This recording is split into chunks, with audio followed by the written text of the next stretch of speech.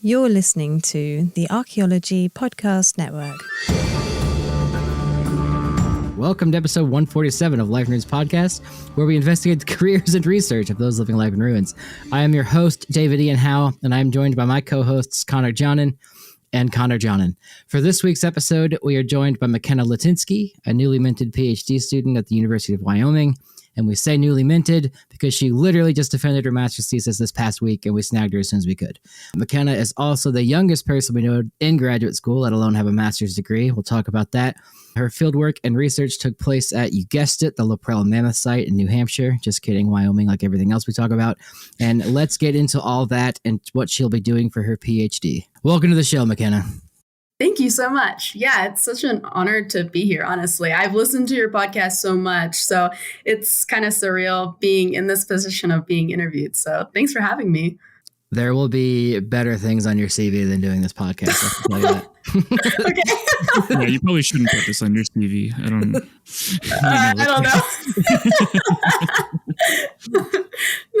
No. But seriously, I'm very excited. Can I ask you how you are feeling in general post-master's degree?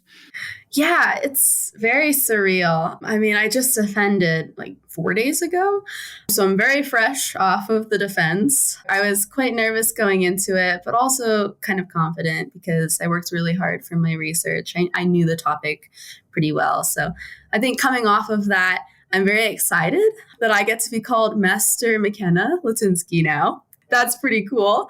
I'm also pretty relieved just to know that the process is done and I can take some time to work on my other publications, my other projects, work on, helping my students more in my TA position, things like that. But yeah, overall, I'm just do I really have a master's? It's very weird. It is a weird feeling for sure. Connor and I have also gone through that. Yeah. Because it's you're not a PhD, you don't get a new title. You're not Dr. McKenna or Dr. David, but you're you have a higher degree and you have to tell people, oh, actually I have 2 degrees. And it's a weird situation to be. I don't know how you feel about that, Connor, but. Yeah, well, and so I get to fill out an extra step in some things. It's What is your highest level of education? Oh, I went to graduate school. Check. But also I feel like there was a weight on my shoulders when I was doing my master's degree. And I think that weight gets lifted once you defend. And I felt at peace for the first time in a long time. Yeah, that's a good way to describe it because your 2 years are leaning up to this defense, this one moment in your life that only lasts a couple hours. So yeah, I understand that feeling a little bit. I think it's going to take me a couple more days to truly feel it and be oh my gosh, I really am done. but yeah. But ride the high while you can, I will say. Yeah. One of my favorite nights of my life was my master's thesis defense and the party after. It was just that relief. It was so nice of years of just mental trauma and stress and anxiety and all of that in grad school into okay, I'm done. Except you are not done because you are doing another 4 or 5 years of PhD there? Yeah, at the University of Wyoming. Yep. Hopping into that PhD program. I don't know if I'm crazy or I'm just interesting. I don't know. And I think we'll dive deeper into that and kind of see where your research is going. But to start us off, what is kind of your first memory with archaeology, history, the past, dinosaurs, asteroids, goblins, meteorites, goblins? Yeah, it's a really good question. It's something that's I think bigger than just this interview. But I feel my first instances of archaeology per se are the typical Indiana Jones, watching those movies and being oh, he's stealing something from a cave. There's a boulder rolling down to kill him. Cool. That's archaeology, Mm-hmm. I mean, obviously I've seen a couple of documentaries, but as a kid, I never really understood the archaeological process very well. It's just cool findings, right? Mayans and Egyptians and just cool shit, for lack of better words, right. across the world. But yeah, I don't think it was really until my undergrad that I realized what that discipline actually meant, the rigorous nature of the field. and how important it is to our understanding of like where we are today, I feel like. That's a great answer, actually. Thank you. Yeah. Did you just happen into an anthropology course, archaeology course, or was that something you were looking for? Yeah. So as a kid, everybody has different life goals. They're like, I want to be a doctor. I want to be an astronaut. I definitely went through all of those phases. I had like 10 different jobs that I was like, I'm going to be that. I'm going to be the youngest realtor in the world. I'm going to be a psychologist. It was great. But actually going into college, I was very interested in psychology. So I was taking psychology classes. I started out taking classes online through Oregon State University, actually. And one of my professors mentioned, anthropology kind of intertwines with psychology. It's a study of humanity. And I'm like, what? There's a discipline on the study of humanity? Like, that's broad. And I was like, but that's cool because I like people. So I was like, I'll try it. So it was an intro to anthropology class, and I loved it. Oh my gosh, because the reason why I wanted to go into psychology is because I liked people. I love talking. I am extroverted. And so, yeah, it was just very interesting that there was a whole field that could study people and their culture and their biology and their language. And then I happened to stumble across an intro to archaeology class, and that's kind of where I was very fascinated by that. That being said, I wasn't completely sold on archaeology after that class. In fact, I actually wanted to go into neuroanthropology going into when I transferred to St. Mary's College in Maryland. So I wanted to study nature's effects on the brain. So living in more forested, mountainous landscapes compared with cityscapes and how that affects our brain chemistry, our ways of thinking. And so I knew that I wanted to get an anthropology degree, but I wasn't completely sold on archaeology per se. That kind of led into my advisor at the time in my undergrad. And he was like, hey, you should take a field school because as part of your degree, you have to do an internship of some sort. And this counts as an internship. Keep in mind, I was living in Maryland at the time. Maryland is humid. It's hot. It's muddy sometimes. And I was like, that sounds disgusting. Me being outside all the time in the dirt in Maryland, that sounds horrid. I was dreading it. Bugs, I'm a mosquito magnet. I can't even tell you how many mosquito bites I got that summer. But that being said, I found my first artifact in the ground. And I think it was something super simple, like a nail or a brick, because I was excavating a historical archaeology site. And I was like, oh my God, someone 300 years ago was holding this artifact in their hand, using it for some purpose. And it kind of hit me in that moment that I really wanted to do this as a field of study. I had a similar experience doing that. I think the actual physical recovering of an artifact can really, it changed my brain chemistry after that. And I became super excited about archaeology in the past. And I kind of had the inkling that I was going to go into it, but the actual field science part of it convinced me as well. Mm-hmm. Yeah. It's very convincing. Yeah. Well, you're from the East Coast, right? Sorry, I just cut you off. Oh, no. Yeah, I am from the East Coast. It's kind of funny. I did a mini circle around the East Coast in terms of where I lived. So I was born in West Virginia, and I lived there for a couple of years. And then we moved because I thought the PetSmart was the zoo. And my parents were like, we should enculturate this child. And so we moved to Pittsburgh, big city. And then we moved to Annapolis. And I don't know. We kind of got tired of the city environment. So then we moved to more rural Maryland. And I lived there for quite some time. So I think I spent most of my life in Maryland. Okay. And segueing from that, I remember you telling me you were homeschooled, right? I was, yes. I think you're the first that I know of that said so. Is there the first homeschooled archaeologist we've had in here? Do you think that influenced you into what you're doing now? The way you learn to learn and things like that? I feel like it has. And it's mainly because my mom homeschooled me from kindergarten all the way through high school. And I think having the experience to constantly improve my love for learning, because I have a constant love for learning. I mean, that's kind of why I'm going into the PhD. Like, if you don't like learning, then you don't continue your education, right? Right. And I feel like my mom was very helpful in that direction. Like, she kind of pushed me to pursue whatever I was interested in. In high school, I was reading neuroscience books. I was reading sports psychology books because that's what I was interested in at the time. So I could kind of tailor my education to my interests during that particular period in my life. That being said, like, obviously we had to fulfill specific requirements. We had portfolio reviews every year where we had to give our portfolios to an educator in a public school. They had to review our portfolios and they had to approve us so that we could move on to the next grade. So we had the requirements, but we also had very flexible learning opportunities. Yeah.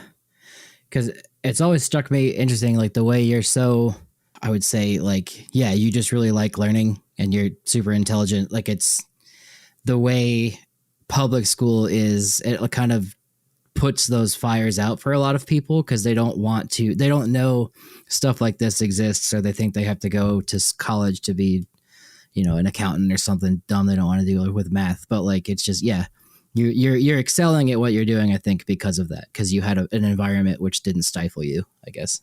Yeah, thank you. I kind of feel like that too. And I think something else that kind of helped me going into college actually was the ability to learn by myself and like figure out problems by myself. I mean, yes, I had my mom's help, but I also had a lot of problem solving situations in my homework.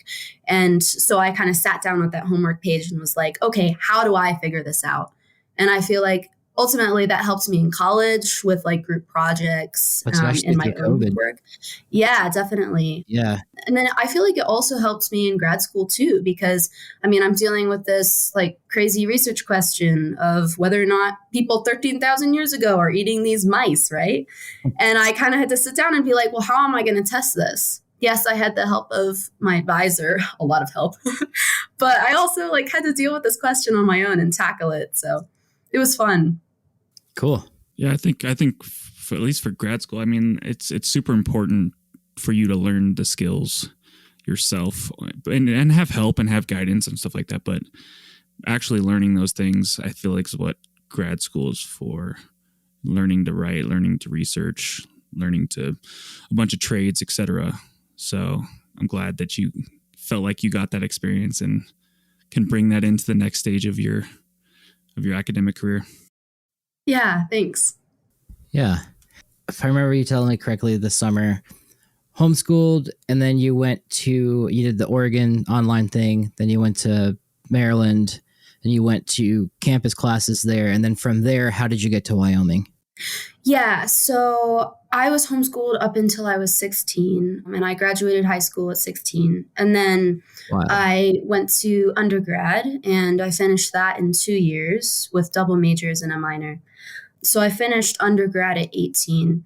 And so I kind of had a crossroads at that point. I kind of had to decide whether or not I was going to continue my education, just go for grad school, or go and gain some work experience and then come back to grad school, because I was so young and I kind of had that option, right? So ultimately, I decided to just go for grad school, take the plunge, because I was still really interested in learning. And I feel like I also wanted to have the opportunity to learn new theoretical perspectives, because in college, it was all historical archaeology based. Mm-hmm. And I knew that through classes in college, I wanted to pursue zooarchaeology, so the study of animal remains in archaeological contexts. That being said, I was getting tired of looking at chickens, pigs, and cows and sheep on a consistent basis. Those 4 species. It was very bland. So I knew I wanted to diversify my taxa, like learn new osteological markers, understand different ways of differentiating species on a wider scale. To do that, I needed to work in a place with really good faunal preservation. Back east, that's not great. There is humidity. and acidic soils that just destroys bone. So from that, I knew that I needed to look at grad schools out west where the faunal preservation was better. So I applied to a couple different grad schools. I got into all of them, but I ultimately chose Wyoming for a number of reasons. One, I really aligned with the professor's research interests. We really connected in a lot of different ways over Zoom meetings because it was at the height of COVID, which was interesting. I also found that in talking to some of the grad students at Wyoming, they were very supportive. They were like, yeah, this is a good environment.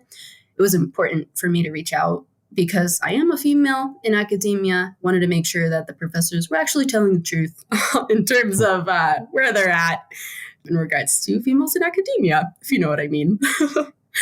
And I think what really sold me on Wyoming was that the department was so collaborative and everybody was willing to uplift each other and help each other out in their projects. Whereas I feel like at a couple other grad schools I applied to, that kind of wasn't the case. It was a more competitive environment and more cutthroat. And that really wasn't what I was looking for. Good. Obviously, the three of us are biased, but I'd say you made a good choice. Thanks. Go Wyoming. And I think that's a perfect note. Connor, do you want to do it? On that note, we're going to cowboy our way out of here. This is Scott Campbell from the Stupid Things for Love podcast. I have a 7-year-old son, and the biggest mountain I climb every day is trying to put shoes on this child. And I'm so grateful to Skechers for making the only shoes my son will willingly put on by himself. Their slip-ons are amazing, and he doesn't have to deal with laces. He doesn't have to deal with anything. They come in the perfect color blue. Thank you, Skechers, the comfort technology company. And you can find Skechers everywhere. Skechers.com, a Skechers store, or wherever stylish footwear is sold. Welcome back to episode 147 of a Life in Ruins podcast. We have McKenna Litynski here, and I am just going to start off by saying that your defense was probably one of the best I've been to. Well organized, well spoken, well thought out, the whole process. I was really, really impressed. And we had talked before and kind of chatted about stuff and your research. And it was really cool to see it all kind of come together in this kind of final presentation. Sometimes defenses are bad, and it's hard for people who are in grad school to present well. Mine was boring as shit, I can tell you that. And pretty dry. I was there. It was bad. That wasn't not good. But it was like I felt way more entertained, and I really truly enjoyed your defense. So well done. Thank you. That actually means a lot because sometimes from an insider's perspective, I don't know how well I'm doing. Like, I'm not going to lie. I practiced against a wall. I'm not kidding, like at least 50 times.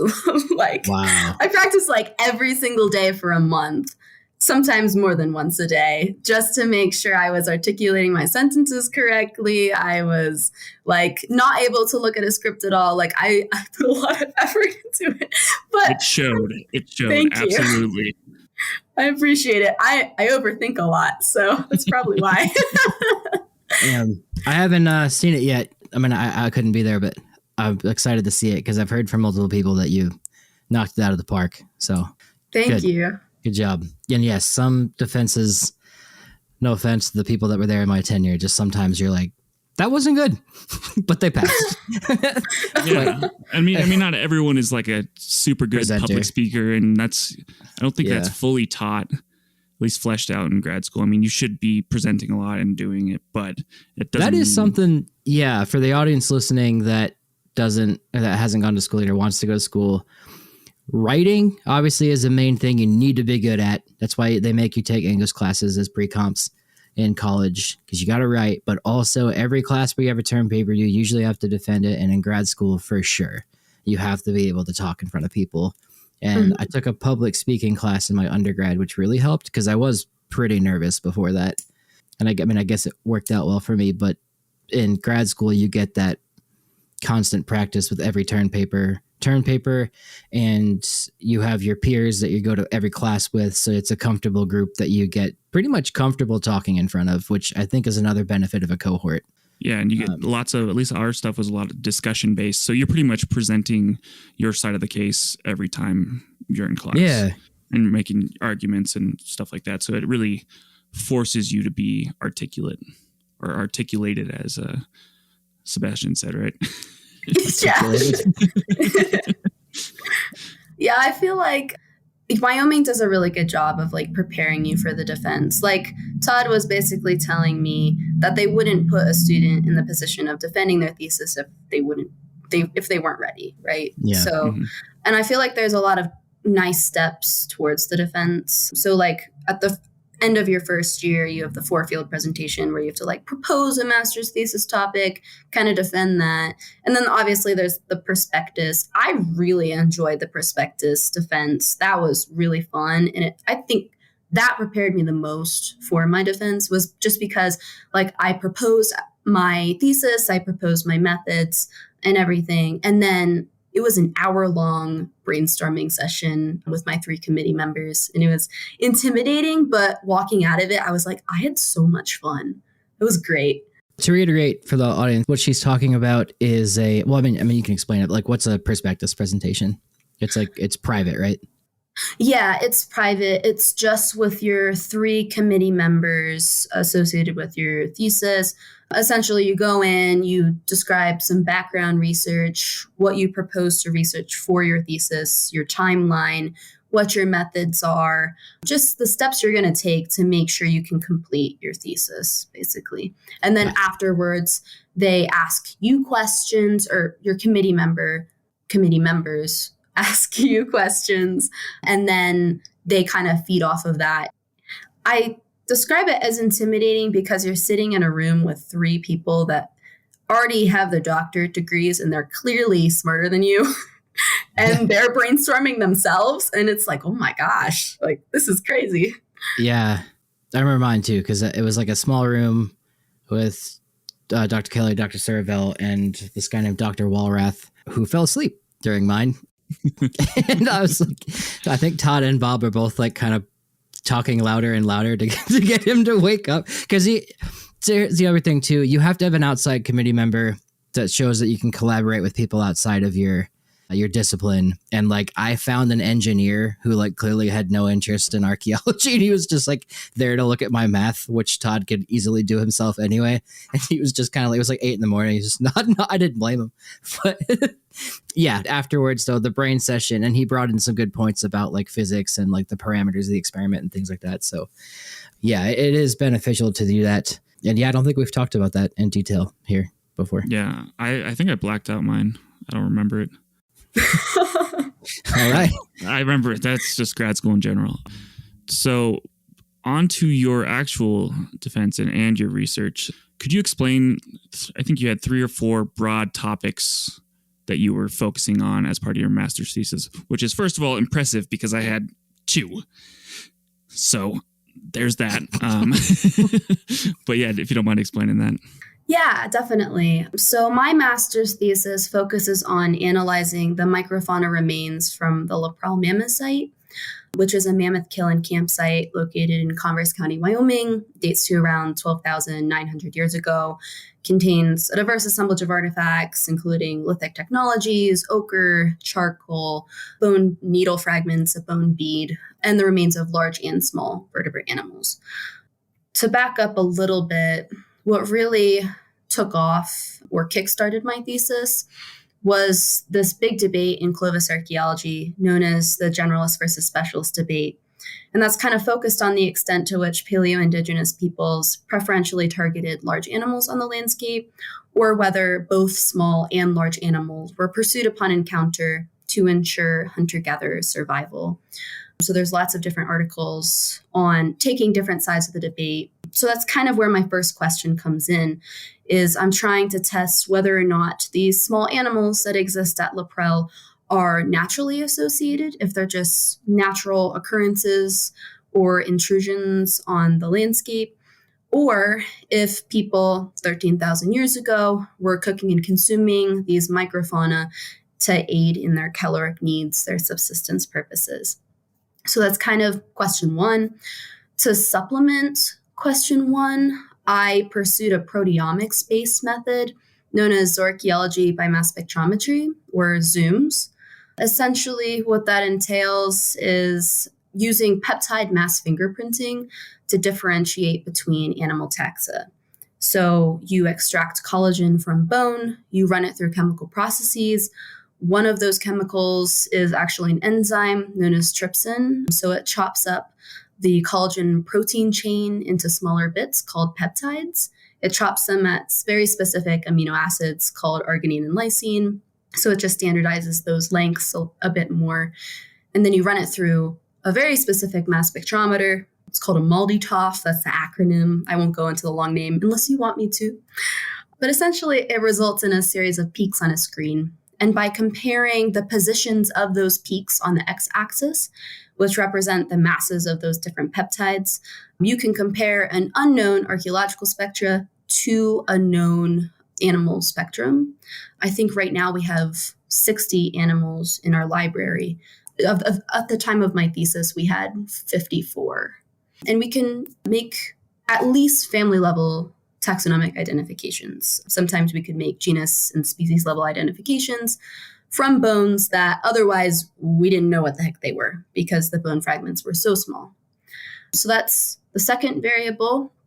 And then the last variable was a different question, and that asks what the environment was like back then during site occupation around 13,000 years ago, and how that kind of plays into which vertebrate animals were available on the landscape if these people were pursuing the animals for subsistence purposes. So those are kind of the three variables that I looked at from my thesis. I'm going to ask two questions, I guess, rhetorically, I think I know the answers to them, but just so the audience gets a feel. So after filming you do the Zooms process and stuff, in my head, my analysis of it was essentially you break down this bone dust, liquefy it, put it into a computer, and that liquefied bone looks a little more like this deer liquid bone than it does the chicken one. And therefore, is that right? You're reducing the bone down and comparing it to living samples. Yeah, that's essentially it. So you're specifically looking at the collagen associated with that bone. So you're not looking at the mineral component at all, just the collagen structure. And yeah, you're able to, through this liquid sample that you spot onto this moldy plate, and then the series of peaks on the screen, which kind of look like a barcode. I like to call it a barcode for species identification. You can essentially say, okay, this barcode looks more like this deer or this pocket gopher or this squirrel. And therefore you can come up with likelihoods of it being a particular species. Okay. Yeah. And I guess for people listening to with a bison mandible, you can pick up a bison mandible if it's intact and you can compare it to a wolf mandible and say okay, this is clearly a bison. We know what this is. But for the tiny stuff, it's really hard. And this hard science stuff is a really cool way to go about it. And it's something I never knew of until you explained it to me. Yeah, especially because it's that's what's preserved on a lot of sites is small little fragments. So potentially this research allows us to identify these small fragments and really get a better picture of what people are eating in the past or destroying, killing, whatever. Yeah. Yeah, it's very useful for fragmentary assemblages. I know my microfauna assemblage only had complete molars in 15 cases. Oh, shit. But the rest of the bones, I analyzed 4,796 little fragments. And all of them were just that, fragments. Yeah. And speaking of those fragments, something I wanted to ask you to, I guess, to elaborate on is the reason you're doing that obviously is because I mean, again, this is for the audience listening. Basically what I'm saying is for dumb me trying to put this simply, people think Clovis hunted a lot of megafauna because that's really all that preserves. There's big mammoths and bison hanging out there, but there's still all that little bone in the fire and stuff that people are looking at or that's just still there at sites. And what your thesis is looking at that tiny amount, like the small things, and seeing what they were eating, right? Is that what a good way to put it? Yeah, because like you mentioned, there's a lot of articles out there, one of which was written by Dr. Todd Survell and Nicole Wagsback. And essentially, they argued that even though proboscideans like Mastodon and Mammoth are very rare on the Pleistocene landscape, they're the most abundant taxa in the archaeological record. And because of that, it suggests a high degree of specialization. Mm-hmm. But then we have other papers like Byers and Uggan, and they argue that even though megafauna should have been the preferred food source on the landscape, these Clovis peoples in the past should have been pursuing a wide variety of taxa, including rodents and lagomorphs, to ensure their caloric and nutritional needs. So that's essentially the framework that I'm going off of. Mm-hmm. And I'm looking at the microfauna in a couple different ways to answer the question of whether or not they are natural or cultural. So I'm looking at densities of microfauna according to their association with hearth features, with the expectation of if they are showing this cultural pattern, they'll be very dense in these hearths and then slowly become less and less dense as you move away from the hearth. Mm-hmm. I'm also looking at burning distributions on horizontal and vertical axes through a burning scale. So 0 represents not burned at all. 3 represents fully carbonized, meaning very black in color. And 6 being fully calcined, meaning it's white in coloration. So that's the second variable that I'm looking at in terms of question 1. And then the third is taxonomic distributions, where I'm expecting a significant difference in taxa represented at the occupation surface compared with the non-cultural elevations if people were targeting specific taxa for caloric needs. Kind of backtracking to expectations for burning, Sergant et al. And Survell 2022 argued that in terms of invisible hearth features, you should expect to see highly dense and clustering of calcined bone. And so I was expecting to see that pattern in microfauna, just very dense clustering of calcined microfauna in association with the hearths if these people were cooking and consuming them. And that's the theory. The theory there is that people are sitting next to the fire, eating, discarding, and that those remains stay close to this central feature. Yeah. And it's actually based on a previous paper by Kinnan and Meltzer, because they argued that there are several sites with strong evidence, quote unquote, for microfauna subsistence use in North America associated with Clovis sites. I think there are 7 different sites that they proposed. And I would argue for various reasons that the Aubrey site near the Trinity River in Texas is one of the strongest arguments for possible subsistence use. But even so, they only used a single variable to justify this kind of idea of microfauna possibly being consumed by people in the past. And that one variable was burning. So they essentially looked at the microfauna assemblage. They said, hey, some of these bones are charred black, others are calcined white. And based on that alone, we're kind of brushing our hands and saying people were eating these. Some big brain stuff. I think on that note, maybe we'll have her summarize the findings at the beginning of the next segment. Yep. That's my next question, I guess. So yeah, it's next segment. Sounds great. I'm here with Connor and our guest, McKenna Litynski. We've been talking about her master's thesis and her work. And I guess last segment we've covered what you did, but I want to ask McKenna, what'd you find?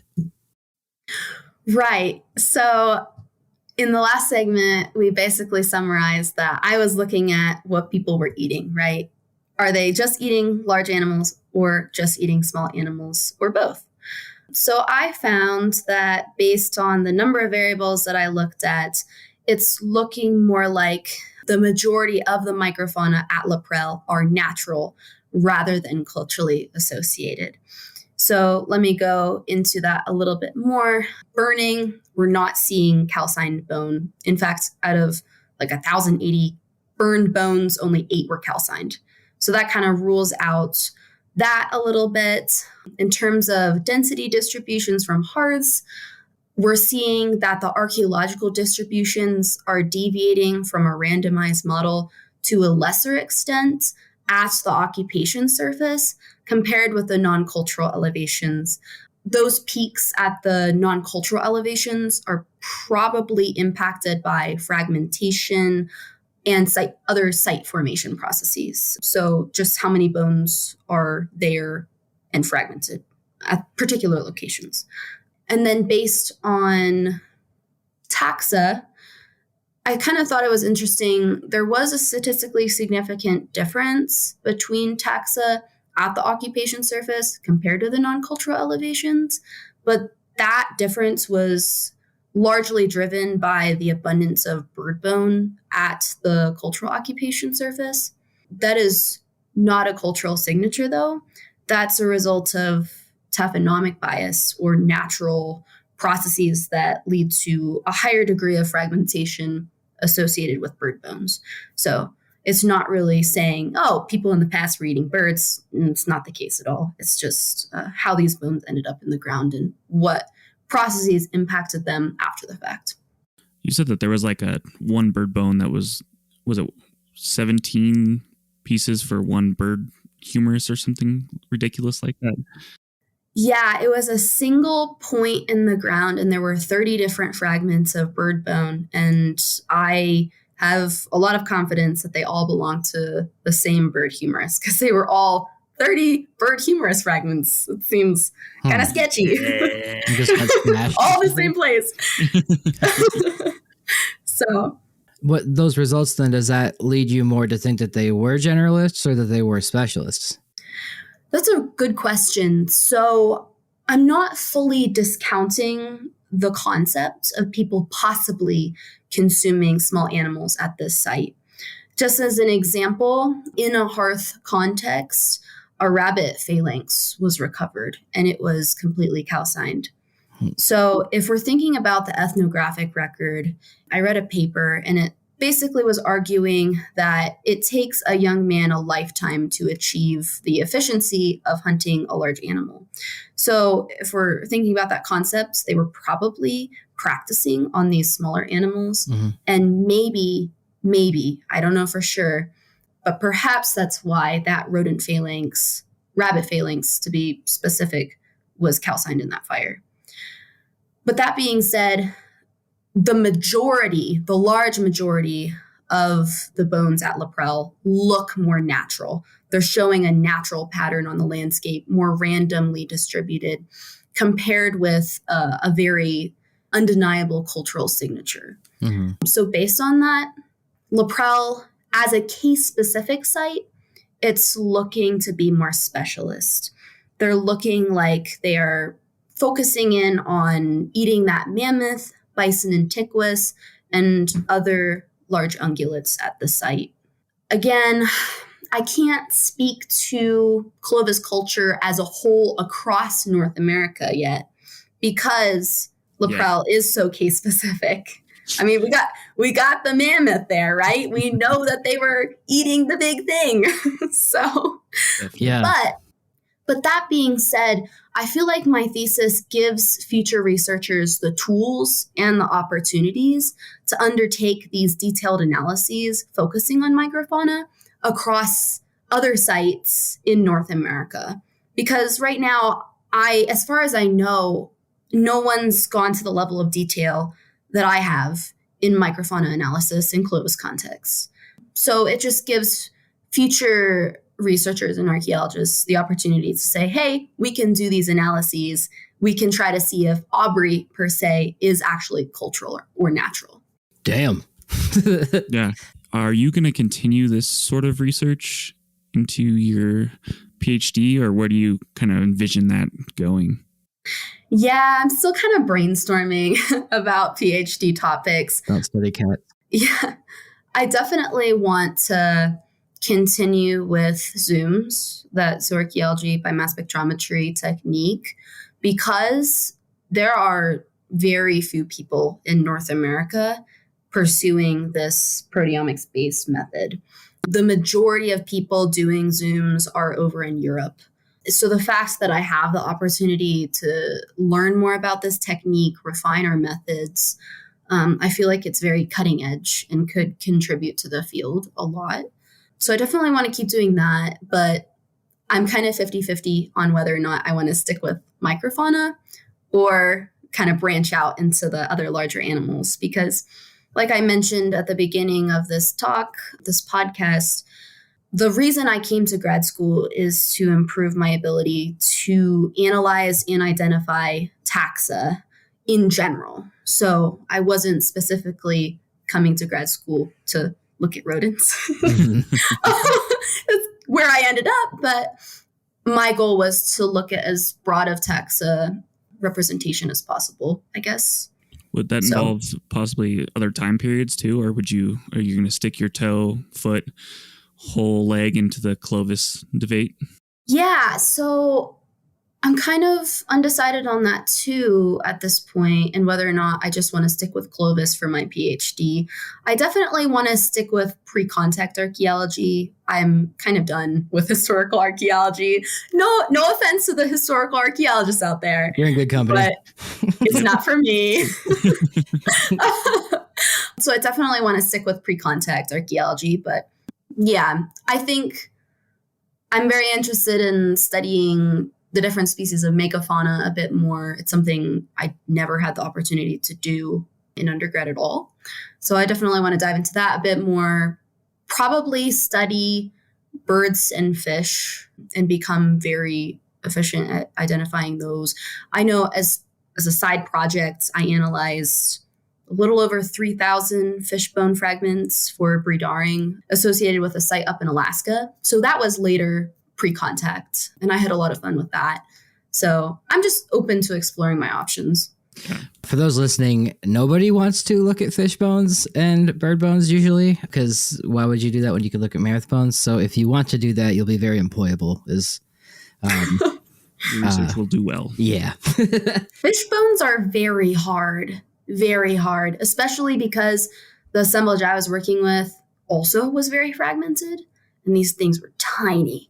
Ugh. So I was losing my mind because I had to get my analysis done within a semester. And so I was analyzing over 3,000 fish bones on top of my thesis, on top of teaching 2 labs and taking another class that semester. Who are you? It was bonkers. Who are you? Are you a real person? I don't know. Maybe. Your work ethic is your work ethic is beyond me sometimes. It's very impressive, dude. Thank you. I was gonna ask, like, this summer when we were digging, you and I dug it, not to plug it again, but Prele, and then we dug it Warren Mammoth sites. I don't think we've talked about on here yet. Mm-hmm. When you were digging this summer, so like, how should I phrase this? I didn't do a fieldwork based master's thesis. Connor did, but like yours wasn't an excavation, it was just survey. So like, McKenna, when you're out there knowing what you wanted to do for your thesis, like when you're digging, are you actively thinking about this stuff and like thinking about the hearths that way, or is it kind of just you're out there digging? I think my second year at Prele, I was thinking about those questions. My first year at Prele, honestly, I didn't know what I wanted to do for a thesis yet. In fact, it was that summer, my first summer at Prele, that Todd Serville, my advisor, came up to me and he sat down one night and was like, "So, McKenna, you like animal bones?"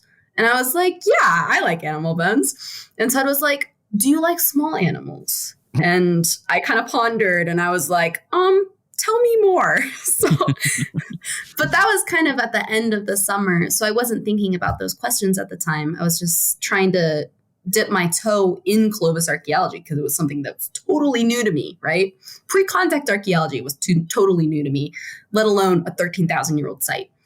But I think after my first year of grad school, knowing what I wanted to do for my thesis, I was in the mindset of like, okay, if I see small animals at this site, I'm really going to take my time to look at them either in situ, meaning like in the ground, or in the water screens. I mean, David, you kind of saw me picking through the water screens. The reason I asked that, I was about to bring this up too, is when I met you, we were picking through stuff at the screens and you were like amped about this like rodent femur, and I was like, geez, this kid. You were really into the bones, which is like those kind of things. And this is why your thesis is good. Not to say I don't care about them, because I do now, but like at the time it's like, okay, it's a little rodent bone, like cool, I'm gonna go dig up a mammoth. But like you're looking at stuff that's like a really important question that no one has like really looked at before, especially with Clovis. So it's kind of cool. Yeah, no, I get that though, because in my thesis, I kind of talk about how a lot of researchers in the past have focused in on the larger animals because they're cool, right? Yeah. And you can learn a lot about the site from these large animals as a whole. And so a lot of times the small animals are overlooked. So I think that's kind of why I was hyped about, I think it was a Chrysetidae rodent Yeah, femur. you named like the genus and species of it just looking at it, and I was like, Respect. Well, it was, I couldn't get down to genus and species, but I do remember it was the Chrysetidae family, which is, to the audience, a huge family in rodents. It's like a million. You were mice and rats. taxonomically thrilled. Yes, I was very excited.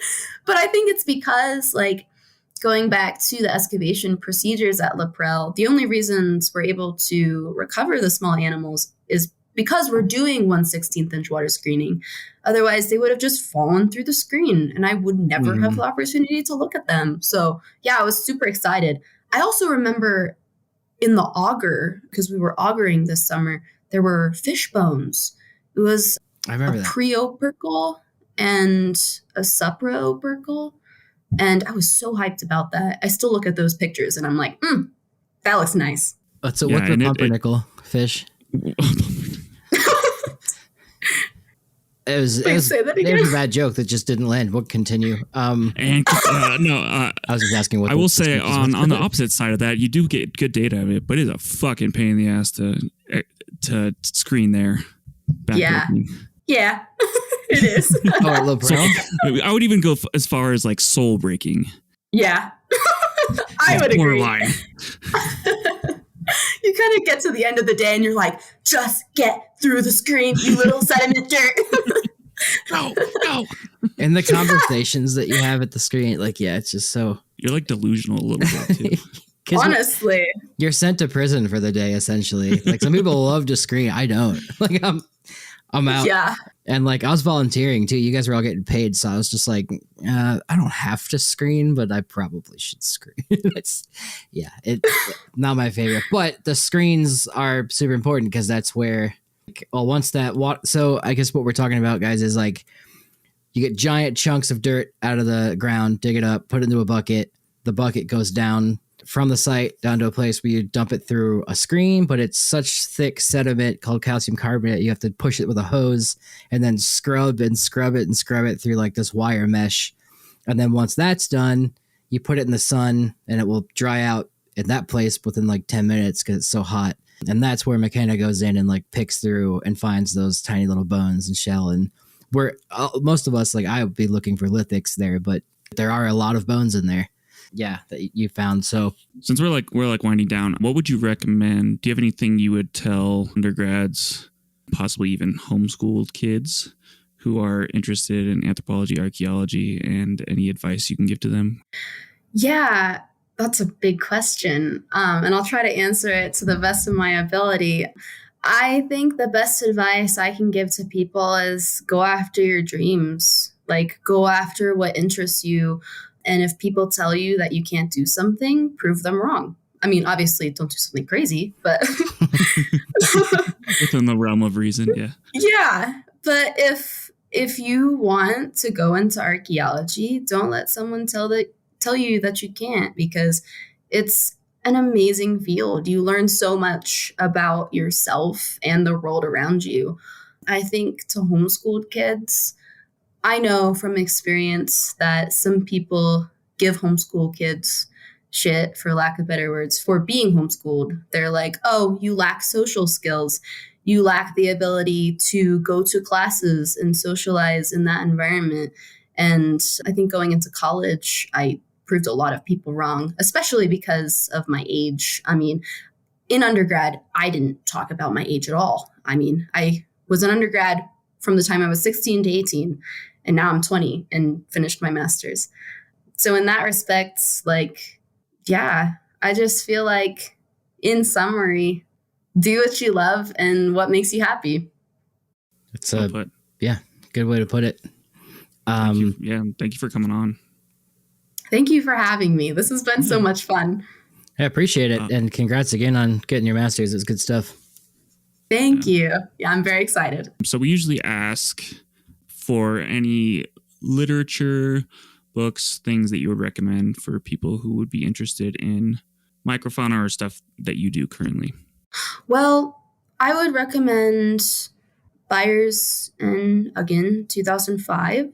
Should we expect large game specialization in the late Pleistocene and optimal foraging perspective on early Paleo-Indian prey choice? So that's one that I would recommend. I would also recommend Faring, 1995, which is basically a summary of the Aubrey Clovis site down in Texas. It's just a good read and to give the audience some more contextualization as to what past research has been done on microfauna assemblages and how people in the past have argued whether or not these small animals are cultural or natural. Oh, fun read. Gingrich, 2019, misidentified Clovis-aged fishbone at Shawnee-Minisink and how that fishbone was actually black paint. That's a fun one. Ooh. Oh, mm-hmm. Classic whodunit. Mm-hmm. Fishbone is black paint. Okay. Obviously, Wagsback and Suravel, 2003, Clovis hunting strategies or how to make out on plentiful resources. It's a good one. To counteract the Byers and Ugin paper, it falls on a different side of the spectrum. It's more a specialization framework. And then I don't know, I would recommend just looking up microfauna archaeology Clovis sites and just see what pops up. It's not going to be much, but there's going to be more here soon. McKenna, where can the audience find you on the social medias, the emails, and the LinkedIns? Sure, yeah. So my Instagram account is private, but it's ML Litynski. And then my email is MLITYNSKI@uwyo.edu. So that's a great way to contact me. Cool. And I guess, yeah, that's it for me. Connor? We have to ask this because this is a Life in Ruins. If you were given the chance again, would you still choose to live a life in ruins? Micro ruins. Specifically studying microfauna. Yes, absolutely. If I had to go back and do my thesis again, I probably would. Sorry if I stole your thunder on that. I didn't realize you were building up to that. I was like, you missed it. My bad. All right. Well, I just destroyed Connor's soul, and we just interviewed McKenna Litynski. You can find her contact information in the show notes and description below. And guys, please be sure to rate and review the podcast, provide feedback on whichever podcasting platform you're listening to on the show. If you do so this week and send us a screenshot to the Life in Ruins email, Carlton will send you a sticker. He's not here to confirm that he can or can't, but he will. And $5. I can't promise that one. But anyway, yeah, McKenna, been great having you. Yeah, look forward to see what you do for your PhD. Look forward to digging with you both this summer at some point. Actually, I can't dig, so I'll look forward to sitting in a chair watching you guys dig. So I'll see you guys. Sounds good. All right. Thank you again. This was the best. All right. And with that, we are out.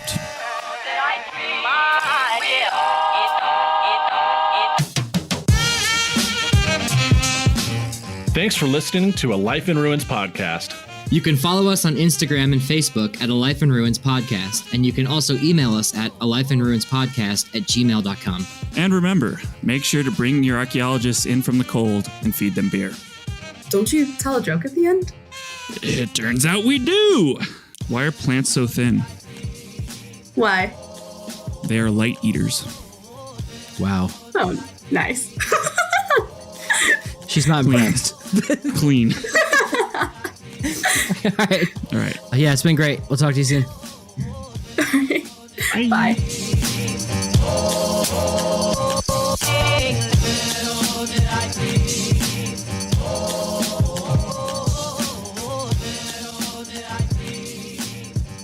This episode was produced by Chris Webster from his RV traveling the United States, Tristan Boyle in Scotland, DigTech LLC, Culturo Media, and the Archaeology Podcast Network, and was edited by Chris Webster. This has been a presentation of the Archaeology Podcast Network. Visit us on the web for show notes and other podcasts at www.archpodnet.com. Contact us at chris@archaeologypodcastnetwork.com.